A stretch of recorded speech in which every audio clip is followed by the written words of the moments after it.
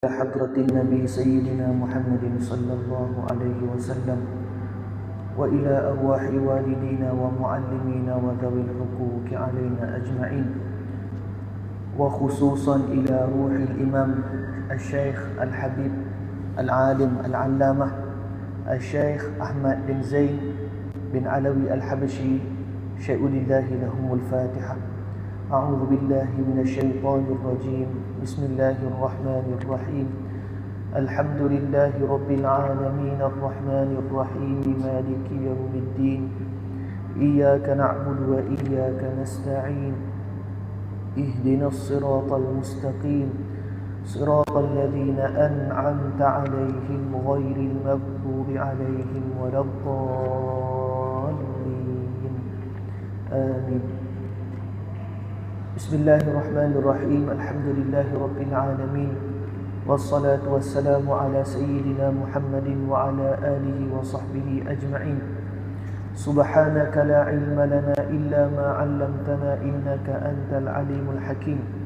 Rabbi shrah li sadri wa yassir li amri wahlul 'uqdatam min lisani yafqahu qawli. Wa la hawla wa la quwwata illa billahil aliyyil 'azim. Amma ba'du. Assalamualaikum warahmatullahi wabarakatuh. Alhamdulillah, kita bersyukur kepada Allah Subhanahu wa taala dengan izin dan limpah kurnia-Nya dapat sama-sama kita bertemu, berkumpul pada malam yang penuh barakah ini di hujung-hujung tahun Hijrah. Kita akan masuk tahun baru dan kita juga tidak lupa untuk sama-sama berselawat dan salam ke atas junjungan besar Nabi Muhammad sallallahu alaihi wasallam, kekasih kita, penghulu kita, Rasulullah sallallahu alaihi wasallam. Yang saya hormati ahli jawatan kuasa Masjid Putra Nilai, imam, siap, seterusnya muslimin muslimat, ibu-ibu, ayah-ayah yang dikasihi Allah Subhanahu wa taala sekalian. InsyaAllah kita sambung perbahasan kita pada malam ni daripada kitab Ar-Risalah Al-Jami'ah wa Tadhkirah An-Nafi'ah karangan Habib Ahmad bin Zaid bin Alawi Al-Habshi rahimahullahu ta'ala. Kita sambung perbahasan kita pada perbahasan ilmu tasawuf. نوينا التعلم وتعليم وتذكر وتذكير والنفع والانتفاع والإفادة والاستفادة والحث على التمسك بكتاب الله وسنة رسوله صلى الله عليه وسلم والدعاء إلى الهدى والدلالة على الخير ابتغاء وجه الله ومرضاته وقربه وثوابه سبحانه وتعالى. آمين يا رب العالمين. قال مصنف رحمه الله تعالى: ونفعنا بعلومه وبركاته في الدارين آمين يا رب العالمين. من طاعة القلب، ومن طاعة القلب الإيمان بالله واليقين والإخلاص والتواضع والنصيحة للمسلمين والسخاء وحسن الظن وتعظيم شعائر الله والشكر على نعم الله كالإسلام والطاعة وسائر النعم. Kita sambung pada perbahasan di antara amalan-amalan ketaatan hati. Yang ni dalam ilmu tasawuf kita telah bincangkan sebelum ni berkenaan dengan menjaga hati daripada melakukan maksiat, maksiat hati. Dalam ilmu tasawuf, dalam kitab inilah pengarang kitab Habib Ahmad bin Zain telah masukkan di dalam perbahasan ilmu tasawuf dia dua perbahasan. Okey, dua perbahasan. Yang pertama adalah perbahasan berkenaan dengan hati, dan yang kedua adalah perbahasan berkenaan dengan anggota tubuh badan. Bermaksud pengarang kitab ingin menyatakan kepada kita bahawa maksiat ini ada dua, ketaatan ini ada dua. Yang pertama, maksiat ataupun ketaatan yang dilakukan oleh hati, kita panggil batin. Ataupun maksiat dan ketaatan yang dilakukan oleh anggota badan, maka kita panggil zahir. Kalau tiba sahaja hari perayaan Islam seperti Aidul Fitri, Aidul Adha, maka kita akan ucapkan selamat hari raya Aidul Fitri, maaf zahir dan batin. Okey, maaf zahir dan batin. Maaf zahir, apakah maaf zahir? Zahir itu maksudnya apa yang nampak, dan batin itu maksudnya apa yang tidak nampak, apa yang tersirat. Maka begitulah Habib Ahmad bin Zain masukkan di dalam kitab beliau bahawa maksiat ada dua. Yang pertama adalah maksiat hati, dan yang kedua adalah maksiat anggota tubuh badan. Sebenarnya tuan-tuan, ibu-ibu, ayah-ayah yang dikasihi Allah sekalian, kehidupan kita pada hari ini merupakan kehidupan yang sementara. Sekarang kita berada di alam dunia. Sebelum alam dunia, kita telah melalui dua alam yang kita pun dah lupa tentang alam tersebut. Itu alam apa? Okey, kata ulama, alam yang pertama kita lalui ia adalah alam ruh. Alam ruh, di mana semua ruh saya, ruh Imam Aizat, ruh Piramli, ruh Nabi Isa alaihi salam berada di satu tempat. Apabila mengandung seseorang perempuan, maka ada satu malaikat yang ditugaskan oleh Allah untuk tiupkan ruh masuk ke dalam perut si wanita tersebut. Maka daripada alam ruh berpindahlah ke alam rahim. Kita panggil alam rahim. Dua alam telah kita lalui. Yang pertama alam ruh, dan yang kedua adalah alam rahim. Dan sekarang kita berada di alam dunia. Di alam dunia yang mana kita berada sekarang ni, kita sedar tak sedar kita duduk ke alam dunia. Dan selepas alam dunia, kita akan pergi, kita akan melangkah ke alam seterusnya, yang mana perjalanan kita masih panjang. Selepas alam dunia, alam apa? Alam barzakh. Kita akan masuk ke dalam kubur. Kita akan lalui himpitan kubur. Kita akan lalui himpitan kubur, yang mana setiap orang, sama ada dia Islam atau bukan Islam, dia baik ataupun tidak baik, dia orang saleh ataupun orang fasik, dia akan terkena himpitan kubur. Tetapi nikmat dan azab kubur berbeza.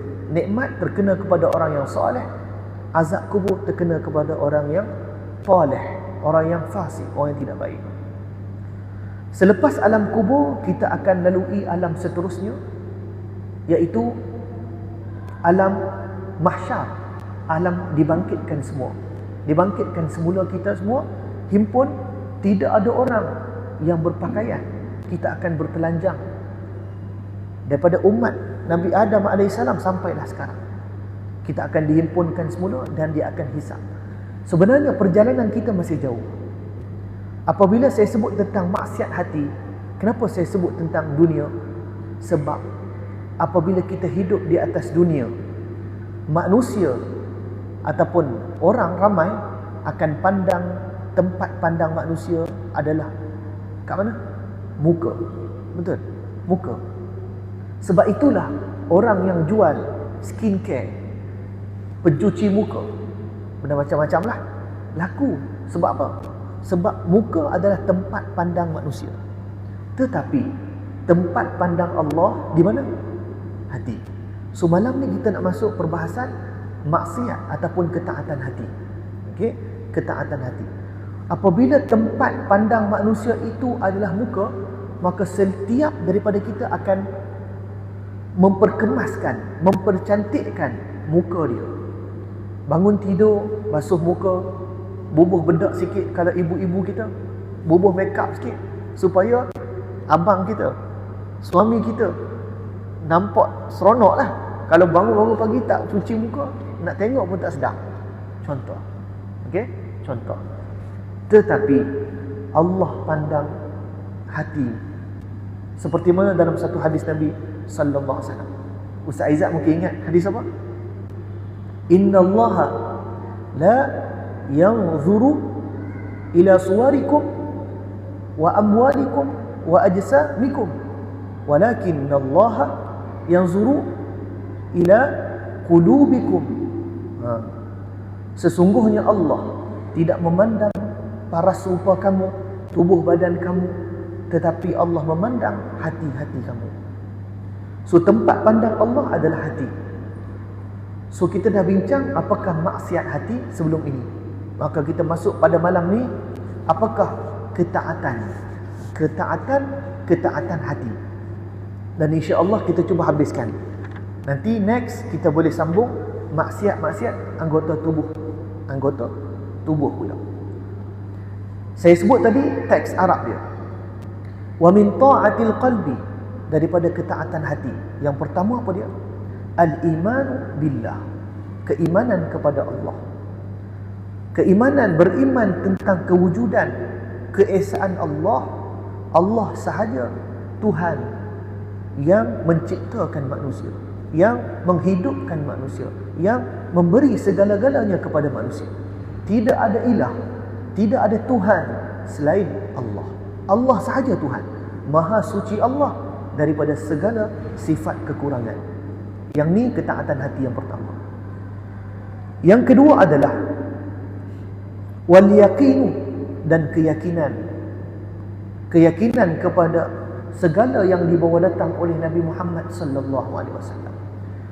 Di dalam kita beragama, sekarang ni kita beragama, kita berada di fasa-fasa akhir zaman, di penghujung zaman, yang mana orang menjadikan agama ini sebagai hak peribadi. Sukati saya lah, saya tak nak solat. Sukati saya lah, saya nak pergi pesta apa? Rain apa tu? Pesta air. Itu milik saya. Itu hak peribadi saya. Agama urusan kamulah. Kenapa jadi macam ni?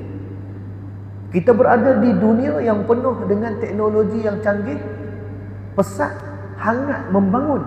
Tetapi dalam masa yang sama, sebenarnya manusia berada dalam kekosongan jiwa. Kerana apa?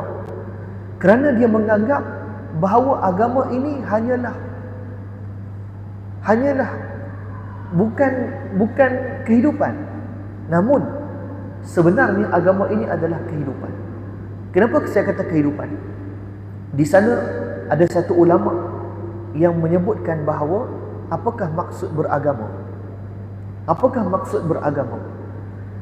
Dalam satu kitab, saya dah lupa nama kitab tersebut, dia mendefinisikan agama. Kita duk kata kita agama Islam, bangsa Melayu, kita bangga. Alhamdulillah, Allah lahirkan kita Islam, Muslim, bukan orang kafir. Allah lahirkan kita bangsa Melayu, Alhamdulillah. Tapi tahu tak kita apakah maksud agama? Apakah definisi bagi agama? Maka satu kitab, saya lupa nama tersebut, apakah maksud agama? Ulama sebut agama ialah awda'un ilahiyah. Awda'. Apakah maksud awda'? Undang-undang, peraturan-peraturan ilahiyah, ketuhanan. Soalan saya, apabila definisi agama bermaksud undang-undang Tuhan, perlu ikut atau tidak perlu ikut? Perlulah hadirin, betul tak? Sekarang ni kita hidup, ada tak pencipta? Of course ada. So bila kata agama itu adalah undang-undang Tuhan, pemilik kepada manusia, mesti ikut tak undang-undang tu? Jawapan dia mesti. So bila kita kata agama itu adalah undang-undang kehidupan, maka kehidupan kita mestilah berlandaskan apa yang telah ditetapkan oleh Tuhan, pemilik kepada kita, pemilik kepada sekalian makhluk yang berada di alam dunia ini. Maka apabila kita faham bahawa agama itu adalah undang-undang Tuhan, maka kita mesti ikut apa yang disebut oleh Allah di dalam Al-Quran.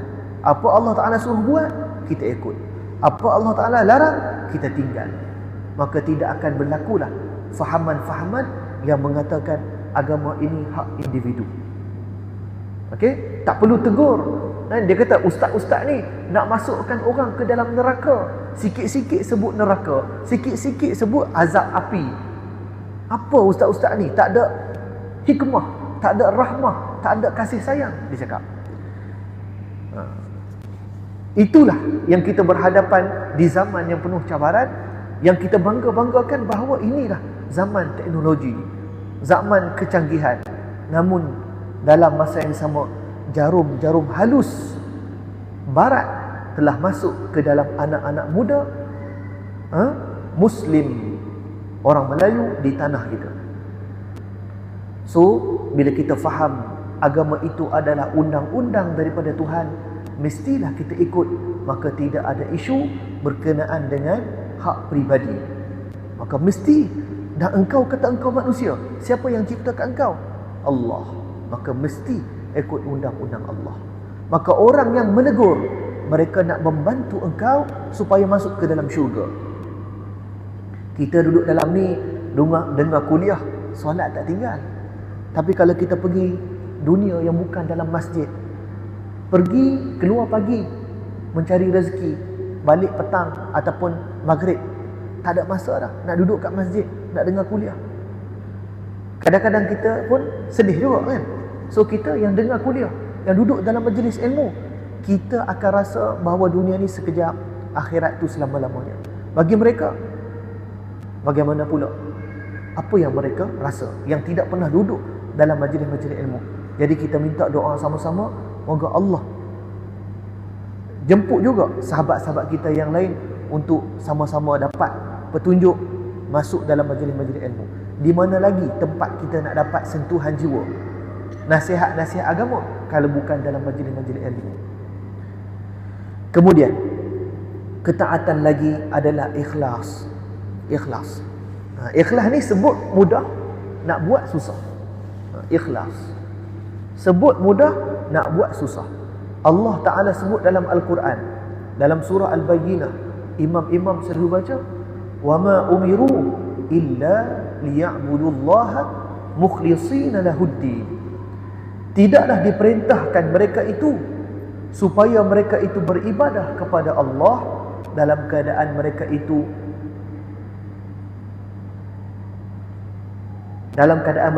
ikhlas, hanya semata-mata kerana Allah.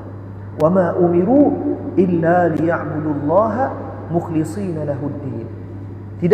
Tidak diperintahkan mereka itu, melainkan mereka itu beribadah hanya semata-mata kerana Allah Subhanahu wa ta'ala.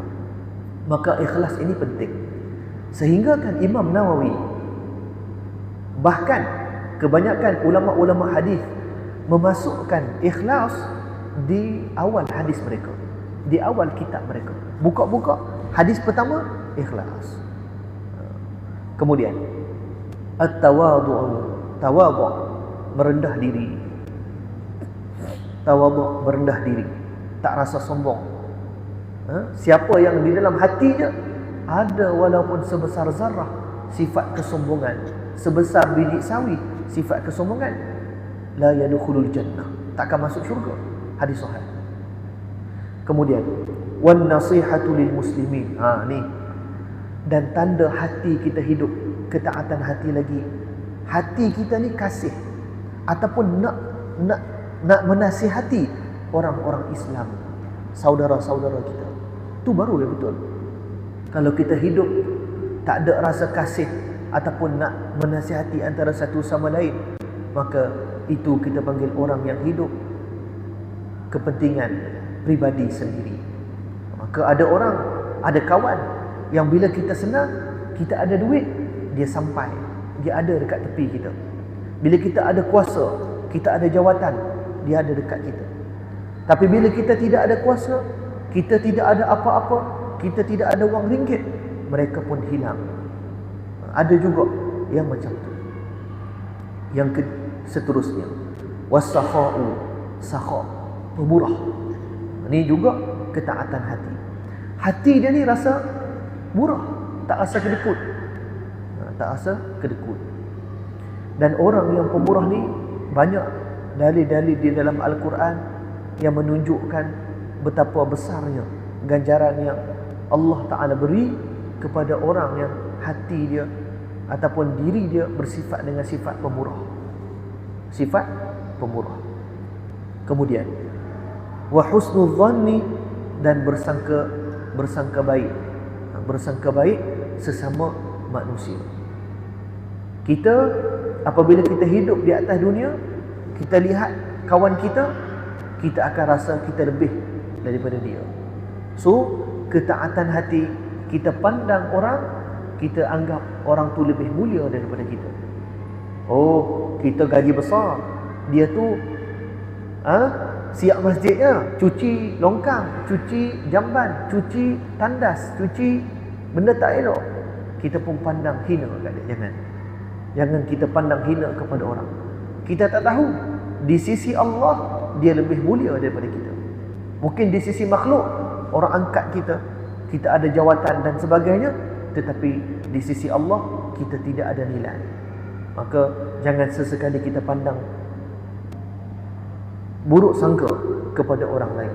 Mesti bersangka baik dan pastikan kita pandang orang lain lebih mulia daripada kita. Kemudian wa ta'zimu sya'airillah, memuliakan, mengagungkan syiar-syiar Allah. Kalau kita merendahkan syiar Allah, maka kita dikhawatiri boleh membawa kepada murtad. Apa solat-solat ni? Tak perlu solat lah Haji Din. Solat pun miskin juga. Kita ni tak solat pun kaya, dia cakap. Boleh bina banglo 3 tingkat. Ada juga orang cakap macam tu.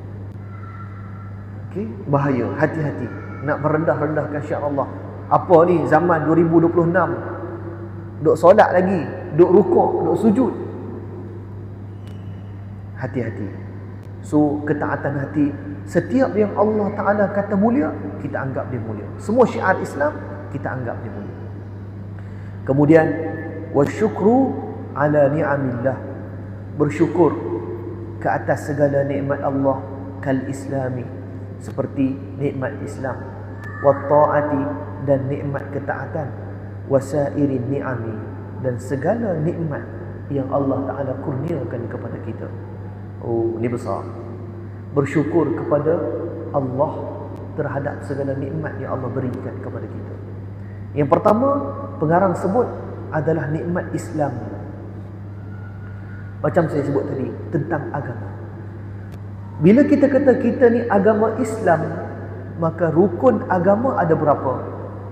Rukun agama ada 3. Yang pertama, Islam. Yang kedua, iman. Yang ketiga, ihsan. Datang mana 3 rukun agama ini? 3 rukun agama ini datang daripada dalil yang disebutkan di dalam hadis Jibril. Hadis Jibril. Hadis yang kedua, yang mana panjang hadis tu. Malaikat menyerupai manusia berpakaian putih yang tidak nampak langsung kesan pemusafiran. Dia datang kepada Nabi sallallahu alaihi wasallam. Nabi tengah duduk dengan para sahabat. Dia datang, dia tanya kepada Nabi, akhbirni anil iman, akhbirni anil Islam, akhbirni anil ihsan. Kemudian lepas tu dia tanya apa? Akhbirni anis sa'ah, bagi tahu ke aku apakah tanda-tanda hari kiamat. Dia tanya, dia benarkan. Nabi jawab, sadaqta, kamu betul. Dia tanya, dia betulkan pula. Pelik dia ni. Last sekali bila dia pergi, Nabi tanya kat sahabat, kamu semua ni tahu tak siapakah lelaki tadi? Sahabat kata apa? Wallahu wa rasuluhu a'lam. Allah dan Rasul saja yang tahu, kami tak tahu. Adab para sahabat. Apa Rasulullah kata? Itulah malaikat Jibril yang datang mengajarkan agama kepada kita. Yang pertama, malaikat Jibril nak bagi tahu kat kita Islam. Rukun beragama yang pertama, Islam. Apakah rukun Islam? Ada 5. Yang pertama apa dia? Syahadah. Yang kedua, solat. Sampailah menunaikan haji. Kemudian iman. Apakah iman? Ada 6. Beriman kepada Allah. Sampailah beriman kepada qada dan qadar. Ketetapan yang Allah Ta'ala tentukan sama ada baik dan buruk. Dan seterusnya malaikat Jibril tanya, apakah ihsan? Maka Rasulullah kata, an ta'budallah ka'annaka tarah, fa in lam takun tarah fa innahu yarak. So ulama ambil dalil ini nak menunjukkan bahawa di dalam kita beragama ada 3 rukun, iaitu Islam, iman dan ihsan. Apabila kita melaksanakan 3 rukun agama ini dengan sempurna, dengan baik, maka kita di hari akhirat nanti akan masuk ke dalam syurga Allah Subhanahu wa ta'ala. Yang pertama, Islam. Kita terima segala yang dibawa datang oleh Nabi Muhammad sallallahu alaihi wasallam tentang urusan agama secara zahir. Kita terima, maka kita digelar Muslim. Kemudian tak cukup lagi, iman. Kita terima segala yang dibawa datang oleh Nabi Muhammad sallallahu alaihi wasallam tentang urusan agama secara batin, secara hati, maka kita mukmin, orang yang beriman. Kemudian kita dah yakin secara zahir, kita dah yakin secara batin. Yang ketiga, kita tak beramal lagi, kita baru percaya ya. Kita mengamalkan segala yang dibawa datang oleh Nabi Muhammad sallallahu alaihi wasallam tentang urusan agama. Kita lah digelar muhsin. Islam, iman, ihsan. Ada orang dia Islam secara zahir, tetapi dia kafir secara batin. Betul ke Ustaz? Betul. Zaman Rasulullah lagi dah ada. Bukankah zaman Rasulullah ada seorang meninggal dunia, Rasulullah salat jenazah dia, Rasulullah kata apa? Ini dia ahli neraka. Sebab apa? Dia orang munafik. Maksud dia apa? Secara zahir dia Muslim, tetapi secara batin dia tidak beriman, dia munafik. So Islam dan mukmin, Islam dan iman tidak berlaziman. Tidak semestinya orang itu Islam, dia mukmin, dia beriman. Boleh jadi dia Islam tapi dia tak beriman. Dan boleh jadi dia beriman tetapi tidak Islam. Boleh. Contoh, Islam saya kata apa? Secara zahir kita hukum dia Islam. Okey? Dia tak pakai tudung. Kita kata dia Islam tak? Islam. Selagi mana dia terima. Kamu kenapa tak pakai tudung ni? Saya ni malas lah. Saya nak bagi nampak cantik. Saya buka lah tudung. Nampak rambut saya kan panjang. Nanti ada orang terpikat. Dia cakap macam tu. Oh. Satu orang lagi, kenapa kamu tak pakai tudung? Tudung ni tak wajib. Kenapa kamu tak solat? Tak solat. Solat tu tak wajib. Baru dah kita kata dia bukan Muslim, dia bukan Islam. Sebab dia ingkar secara zahir. Tapi kalau dia terima, tak boleh kita nak kata dia bukan Islam. Kalau dia tak pakai tudung, dia Islam. Sebab apa? Dia terima, dia tak ingkar. Melainkan dia ingkar. Kemudian hati dia. Ada juga orang Islam tapi hati dia tak beriman. Ada. Secara zahir dia diam, tak cakap apa. Islam ni bagus, tapi dalam hati dia apa sikit-sikit nak semayang. Pukul 5.30 nak kena bangun nak semayang. Apa semayang ni tak wajib ni. Boleh jadi iman, tidak ada iman bagi dia. Dia hanya Islam zahir tetapi tidak secara batin. Kita manusia hukum macam mana? Hukum zahir. Ada orang disebabkan dia ni terlalu study banyak, kaji banyak, sehingga dia telah beriman secara batin. Dia duduk dengar kuliah-kuliah Ustaz Azhar Idrus kat TikTok, sampai dia dah terpikat dengan Islam, dia dah percaya seperti mana Islam. Cuma dia tidak ada kekuatan untuk masuk Islam. Maka kita panggil dia mukmin secara batin, tetapi secara zahir dia tidak Islam. Maka kita nak masuk ke dalam syurga Allah mesti 3. Muslim, mukmin, muhsin. Buat segala Allah Ta'ala suruh, tinggal segala Allah Ta'ala larang. Maka nikmat yang paling besar, yang paling agung adalah Islam. Islam. Alhamdulillah, Allah lahirkan kita, pilih kita sebagai orang Islam. Syukur kepada Allah. Kemudian nikmat seterusnya banyaklah. Ta'at wasairin ni'ami, dan segala nikmat yang lain. Maka dalam Al-Quran Allah Ta'ala sebut apa Ustaz Izzat? Wa in ta'uddu ni'matallahi la tuhsuha. Kalau kamu nak menghitung akan sekalian nikmat Allah, pasti tidak akan terhitung. Inilah kita nak masuk tahun baru ni, berapa banyak dah nikmat Allah bagi kat kita. Susah lah nak cakap nikmat. Daripada atas sampai bawah tubuh badan kita pun cukup dah. Sekali Allah tarik satu jari, habis dah kita. Kemudian wasabru 'alal bala, dan sabar ke atas ujian, bala. Mithlu al-amradi, contohnya seperti sakit. Sabar bila Allah uji kita sakit. Ini juga tanda hati kita, hati yang ada ketaatan kepada Allah. Wal mihani, dan musibah. Wa mauti ahibbati, kematian orang tersayang. Allah uji kita, anak kita mati dan sebagainya, maka kita sabar. Wa faqdil mali, kehilangan harta. Wa tasallutin nasi, penindasan manusia. Wa sabru ala ta'ati, wa sabru ala ma'asi, dan sabar ke atas ketaatan dan sabar ke atas kemaksiatan. Musannif ataupun pengarang kitab nak cakap sabar ni ada 3.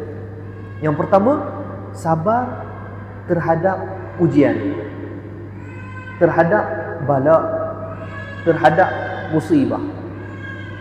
Yang kedua, sabar terhadap ketaatan. Kita nak melaksanakan ketaatan, kita kena sabar. Yang ketiga, sabar ke atas kemaksiatan. Kita nak tinggal maksiat pun kena sabar. So, ulama sebut sabar ada 3. Saya ulang balik, sabar terhadap musibah, ujian Allah. Yang kedua, sabar terhadap ketaatan. Kita nak laksanakan ketaatan, nak solat, kena sabar, bangun pagi dan sebagainya. Dan yang ketiga, sabar di atas maksiat. Nak tinggalkan maksiat pun kena sabar. Ustaz Izzat kan, kena sabar. Ialah kehidupan kita ni tak lari daripada bala musibah Allah. Yang membezakan kita dengan orang yang bukan Islam adalah setiap manusia dia kena musibah, cikgu kan, kena ujian. Tak ada manusia lah atas dunia ni tak ada ujian. Bagilah manusia kaya mana pun, pasti ada ujian, pasti ada musibah, pasti ada kesakitan, kesukaran yang dia kena dalam hidup dia. Tak ada satu manusia pun tak ada kena ujian. Semua manusia ada. Ada ke dalam masjid ni yang tak pernah sakit, tak pernah demam?